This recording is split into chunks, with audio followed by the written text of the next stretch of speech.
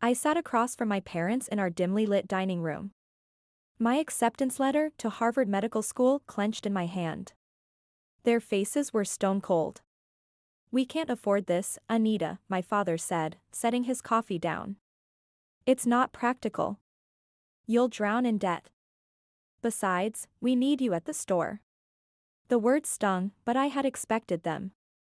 My parents owned a small grocery shop in Queens, New York, and they saw education as an expensive luxury. They had paid for my sister's nursing school but told me med school was too much. I nodded slowly. "So? You're saying no?" "We love you," my mother interjected, her voice softer. "But this is real life, and real life isn't about dreams. It's about survival." That was it. Decision made. They wouldn't pay for my tuition. I walked out that night with nothing but a backpack and my ambition. I slept in my car for weeks. Took on night shifts at a hospital as an orderly. And applied for every scholarship I could find. I studied between shifts, barely surviving on cheap instant noodles and hospital vending machine snacks. Some nights, I wanted to quit. Some nights, I almost called them. But I didn't. 4 years passed. Then another 3 in residency. Every hardship only fueled me more. My parents never visited me, never checked in. I sent postcards from Boston, but they went unanswered.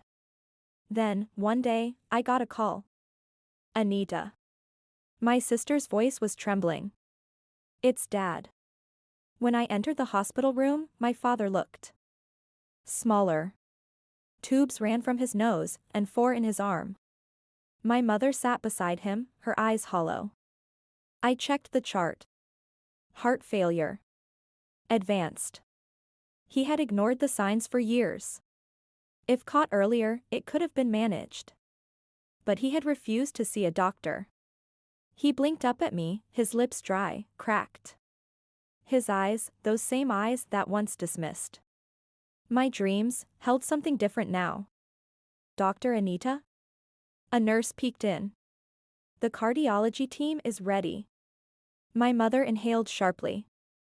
"Cardiology?" "Yes," I said. "I'll be leading the surgery." Silence. Then, my father whispered, "You're a doctor?" I nodded. "Yes, Dad. I am."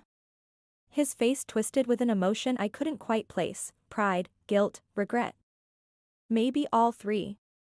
The surgery was a success. My father survived. But something changed in them after that. They saw me differently.